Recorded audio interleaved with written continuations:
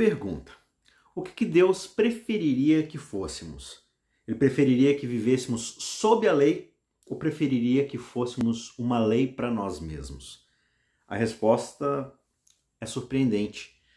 Deus quer que todos nós deixemos de estar sob a lei e que, em vez disso, sejamos uma lei para nós mesmos.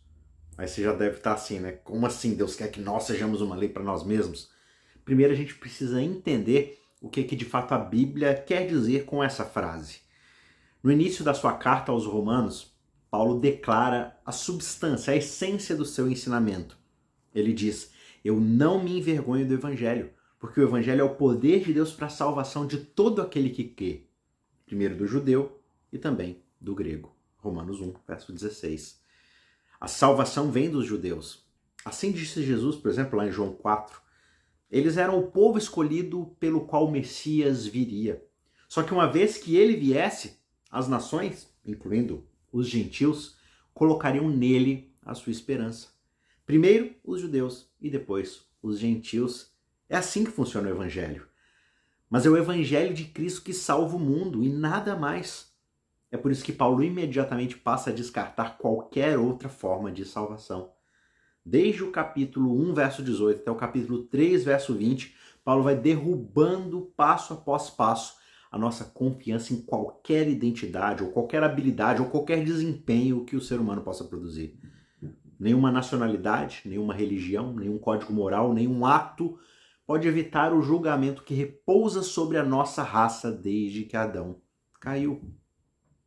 Toda e qualquer tentativa de nos elevar acima da condenação que vem através da lei de Deus é como se eu estivesse me afundando na areia movediça e tentasse usar a minha mão esquerda para puxar a minha mão direita para fora da areia movediça. Seria inútil. É algo fútil e nega completamente a seriedade da nossa situação. Em Romanos 2, Paulo se dirige ao judeu que usa a lei para poder se sentir superior àqueles que não têm a lei. Só que a intenção deles em receber um tratamento especial é algo completamente nulo, sem efeito. Porque ter a lei é uma coisa, agora fazer o que a lei diz, aí é inteiramente outra coisa. Então Paulo diz: assim, todos aqueles que pecaram sem lei, também sem a lei perecerão. E todos os que pecaram sob a lei serão julgados pela lei. Porque justos diante de Deus não são aqueles que somente ouvem a lei, mas os que praticam a lei é que serão justificados. Quando, pois, os gentios que não têm a lei fazem, por natureza, o que a lei ordena, eles se tornam leis para si mesmos, embora não tenham a lei. Estes mostram a obra da lei gravada no seu coração. Romanos capítulo 2, versos 12 a 15. Então, quem são esses gentios que são uma lei para si mesmos? O versículo 15 usa a linguagem de Jeremias 31 para descrevê-los. Eles são aqueles que têm a lei escrita nos seus corações. Eles estão entrando naquela salvação global que as escrituras judaicas já profetizaram lá atrás. Todo o propósito da lei era testemunhar de Cristo.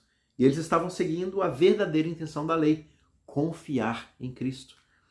Apesar de nunca terem tido a lei de Moisés, da antiga aliança, agora eles estão desfrutando da nova realidade da aliança. E a diferença entre essas duas alianças é a seguinte: na antiga aliança, a vida de Deus estava acima de você, julgando você, olhando quão baixo você caiu. Na nova aliança, a lei é cumprida através da vida de Deus em Jesus Cristo, e assim ela é colocada dentro de você.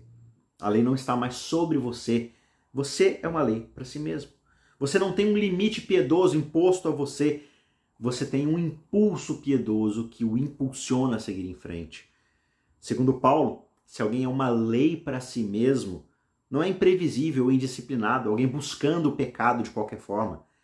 Certamente eles escaparam de estar sobre a lei, só que isso os libertou para serem verdadeiramente bons. Não bons no sentido de marcar caixinhas alternativas numa lista de tarefas, não bom no sentido de receber alguma nota de desempenho, genuinamente bons de coração, tendo o coração transformado. Deus não quer que ninguém esteja sob a lei. Ele deseja que os judeus e os gentios, o mundo inteiro, se tornem uma lei para si mesmos. E ser uma lei para si mesmo é é ser liberado por Jesus do código externo, que a gente busca simplesmente através das aparências, e ser libertado para a vida de amor que a lei já descreve. Só que ela nunca pode produzir em alguém. A lei não é capaz de produzir um coração obediente. Ela simplesmente mostra o nosso limite de desobediência. Mas o Evangelho, esse sim é o poder de Deus para nos salvar de pequenos legalismos e nos trazer para a vida de Cristo, governado por dentro e não limitado por fora. Em resumo, a diferença entre sob a lei e lei para si mesmo é a diferença entre Deus nas suas costas e Deus ao seu lado. Eu sei qual eu prefiro. E Deus também sabe.